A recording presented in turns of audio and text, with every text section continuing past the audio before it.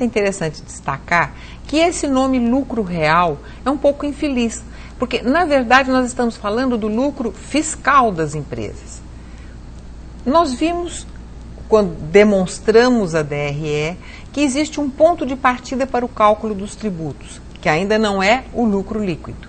Este ponto de partida é trazido para a apuração fiscal como o início do cálculo do lucro real.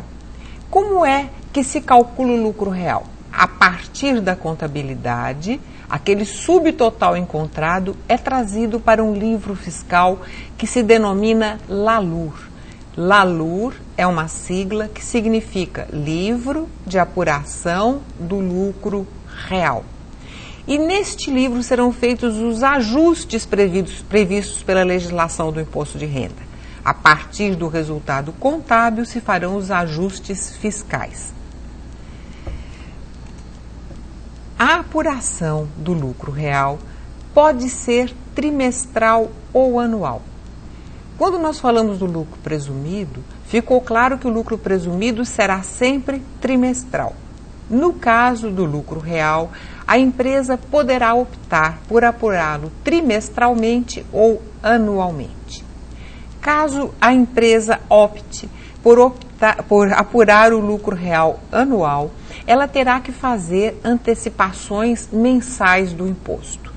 Então, se ela escolhe o lucro real trimestral, a cada trimestre ela apura o seu lucro real e faz os recolhimentos correspondentes.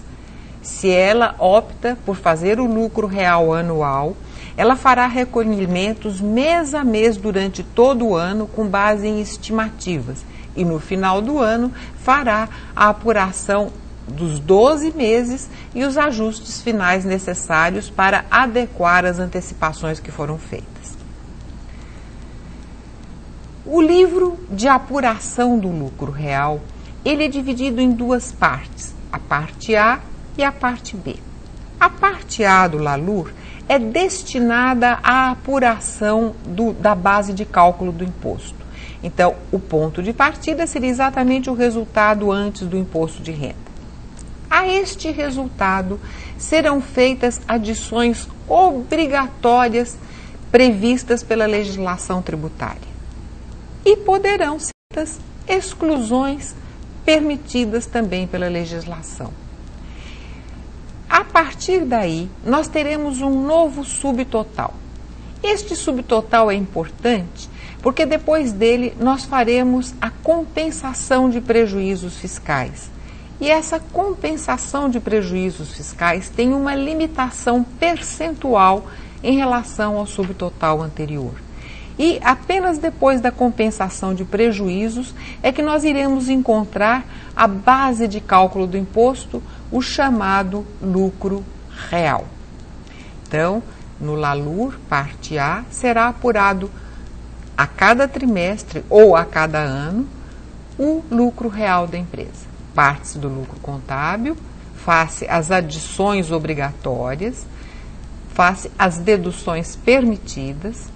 Se por acaso a empresa tiver prejuízos fiscais de exercícios anteriores, ela fará a compensação desses prejuízos e chegará finalmente à base de cálculo do imposto sobre a qual incidirá a alíquota.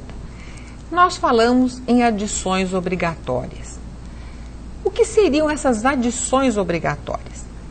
Vejam, a legislação fiscal não permite que algumas despesas que são válidas do ponto de vista societário sejam abatidas do lucro para fins fiscais. Então, basicamente, essas adições são despesas que foram contabilizadas pela empresa e que não podem ser deduzidas da base de cálculo do imposto. Existem outras adições, mas basicamente são essas despesas indedutíveis. E como exemplos dessas despesas indedutíveis, por exemplo, quando a empresa contabiliza despesas embasadas em notas de balcão, que não identificam a empresa que fez a despesa. Então, apenas as notas fiscais é que permitem que que a despesa seja dedutível para a empresa. Outro exemplo de despesa indedutível. Nós há pouco analisamos as participações nos lucros e falamos sobre a participação dos administradores, os diretores da empresa que participam dos lucros. Essa despesa da empresa, com a participação dos administradores, também não é dedutível. Um último exemplo, multas por infrações fiscais. Supondo que os motoristas da empresa recebam multas de trânsito, do ponto de vista societário, elas são despesas, porém elas são indedutíveis para fins de lucro real. E o que seriam, sim, e também as contribuições e doações que a empresa faça, que excedam aos limites permitidos pela legislação.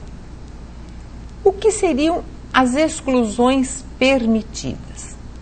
Da mesma forma que algumas despesas societárias não são aceitas, algumas receitas contabilizadas pela empresa também não serão tributadas. Basicamente, são os rendimentos que a empresa ofere, que são lucros vindos de outras empresas. Então, quando uma empresa tem participação societária em outra e recebe dividendos, esses dividendos já foram tributados na empresa que os está distribuindo. Então, eles não serão tributados na empresa que os recebeu. Seria, então, o objeto de uma exclusão. Um exemplo de exclusão seriam os dividendos recebidos e também algumas despesas que funcionam como incentivos fiscais. Em alguns momentos, a empresa permite, por exemplo, que a empresa deduza como despesa um desgaste das suas máquinas maior do que o efetivamente ocorrido, como uma forma de incentivar as empresas a comprar máquinas para o seu ativo. Exclusões e adições. Isso nos leva ao subtotal, que vai nos permitir calcular a compensação de prejuízos fiscais. Na próxima aula, iniciaremos com a compensação dos prejuízos fiscais.